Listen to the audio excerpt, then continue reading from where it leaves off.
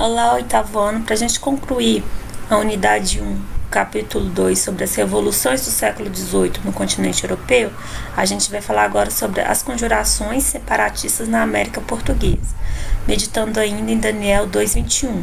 E ele muda os tempos e as estações.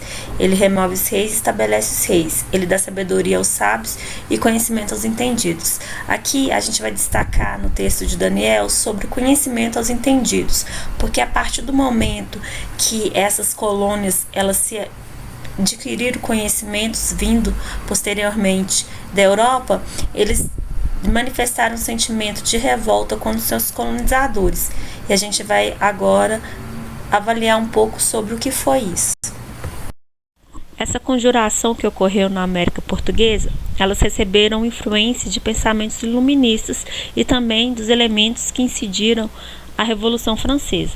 Aqui a gente conhece um pouco da Inconfidência Mineira, mas para a gente poder relembrar e destacar alguns momentos, a Inconfidência Mineira ela acontece em Vila Rica em 1789. Ela tem a participação da elite mineira. A proposta é de manter a escravidão, mas eles defendiam que Minas Gerais, Vila Rica, tinha que ter uma autonomia e ser independente da colônia. A insatisfação com a cobrança de impostos, porque existia um imposto chamado derrama, em que eles estavam aumentando esse valor, né, que era 20% daquilo que era extraído do ouro da elite mineira. Também há uma proposta de criação de universidades e o desenvolvimento das indústrias.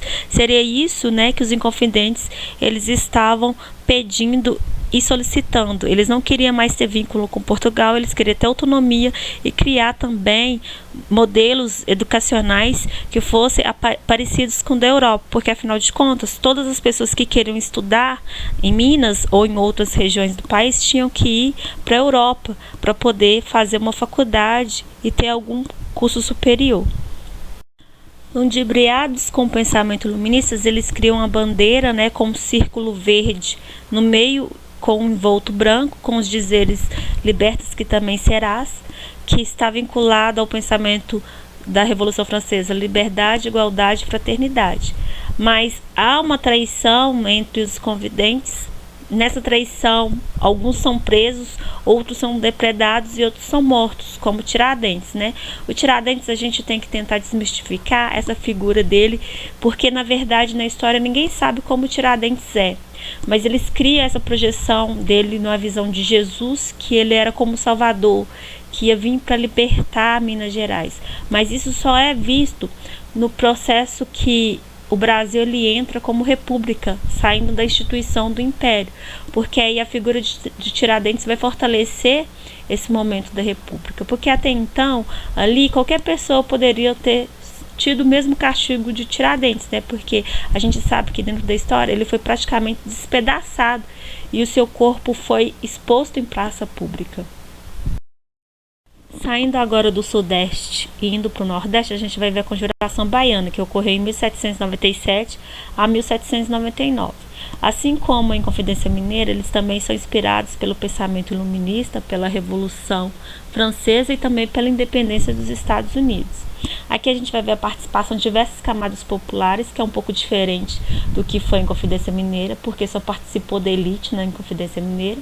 Há uma defesa do fim da escravidão, já a Inconfidência Mineira não defendia o fim da escravidão, e eles defendiam uma república independente, quer dizer, nisso eles se igualam à Inconfidência Mineira, eles queriam uma independência da colônia portuguesa. Como na Inconfidência Mineira, também houve punições, né? No primeiro momento, a reação do governo foi prender o soldado Luiz Gonzaga das Virgens, identificado pela caligrafia como autor de alguns panfletos. A resposta dos grupos de apoio foi planejar uma revolta popular e, em meio a essa agitação, resgatar o soldado da prisão. Porém, o governo agiu mais rápido e prendeu 41 integrantes desse movimento. Como no caso da Inconfidência Mineira, alguns deles se livraram da prisão por pertencer à elite ou por falta de provas. Duras penas, né, porém atingiram os conspiradores mais pobres. Os que eram escravizados foram açoitados. 4 dos acusados receberam a pena de morte: os alfaiates João de Deus e Manuel Faustino, e os soldados Luiz Gonzaga das Virgens e Lucas Dantas, que esses que estão sendo apresentados para vocês aí na imagem. Eles foram enforcados em novembro de 1799 e seus corpos foram esquartejados e expostos para todos virem como exemplo. Então essa parte aí também da conjuração baiana não foi só definida como conjuração, mas também foi chamada de revolta dos alfaiates, por esse grupo que foi castigado ter alfaiates no meio e ser uma grande força dentro dessa camada que foi essa manifestação para poder ajudar os seus companheiros. Só que a gente viu que não teve um bom resultado, porque eles acabaram sendo mortos. Apresentando para vocês a bandeira de Minas e a da Bahia, né? Quero que vocês vejam se há alguma semelhança entre elas. Se vocês não conseguiram detectar, seriam os triângulos. Esses triângulos, eles representam a maçonaria, porque há um relato na história que grande parte da maçonaria, ela pertencia à elite e que compôs, né, esse processo, esse cenário das conjurações na América Portuguesa, né? A Bahia também, a bandeira da Bahia, ela representa algumas cores que foram inspiradas na bandeira dos Estados Unidos. Então, essas duas bandeiras com esses triângulos, eles falam que tem inspirações na maçonaria. Eu espero que vocês tenham acompanhado bem os slides. Estudem o texto em casa, né, do livro de vocês, e façam as atividades sugeridas. Até a próxima aula.